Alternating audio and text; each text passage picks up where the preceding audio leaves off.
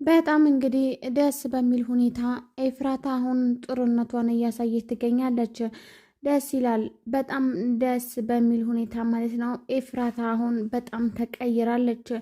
እናም እንግዲህ ይሄ ፈቃደኛ ሆና ሄዳ ለሞገስ ደም መስጠቷ ጥሩነቷን ያመለክታል። በዚህ በኩል ደግሞ መሀሌት አለች። በጣም እንግዲህ በሚያሳዝን ሁኔታ አሁን ላይ ሞገስ ጥሩ ላይ ይገኛል። እናም እንግዲህ ብሩክም ነቅቷል። ብሩክ እንግዲህ አሁን የነቃ ቢሆንም አሁን በጣም ደስ ብሏቸዋል።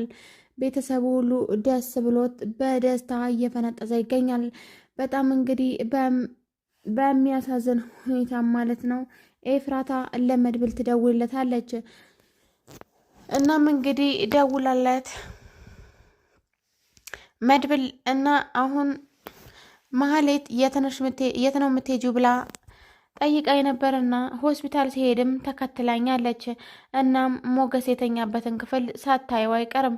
መጥፎ ነገር ሊፈጠር ስለሚችል ሞገስ ከዛ ብታስወጡት ጥሩ ነው ትለዋለች። እናም እንግዲህ መድብል በጣም ነው የማመሰግነው ኤፍራታ፣ አንቺ ማለት በጣም ደግ ሰው ነሽ። ይህንን ማሰብ ነበረብኝ፣ የራሴ ችግር ነው በማለት መድብል አሁኑኑ ዶክተሮች ጋር ተደዋውዬ አስወጣዋለሁ ይላል።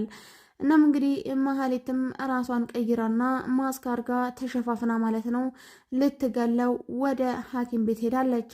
እናም እንግዲህ እዛ አይታዋለች፣ ግን ደግሞ ከዓይኗ ተሰውሯል። አይቼው ግን እንዴት ሊሰወር ይችላል? እንዴት ሊሆን ይችላል? ትላለች መሀሌት።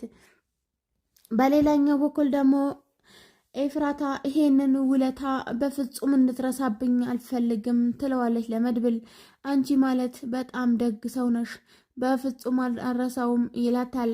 ከዝና የምትጠብቀኝ አንተ ነክ መድብል። እናም እንግዲህ እንዳትረሳኝ እያለች ተናግረዋለች። እሱም እንግዲህ በፍጹም አረሳሽም ኤፍራታ አይዞሽ በማለት ያበረታታታል። እናም እንግዲህ ቶሎ ብለው ሞገስ ከሐኪም ቤት ካወጡት በኋላ ነበረ መሀሌት የደረሰችው። መሀሌት ባየችው ነገር በጣም ደነገጠች፣ በጣምም ተናደደች።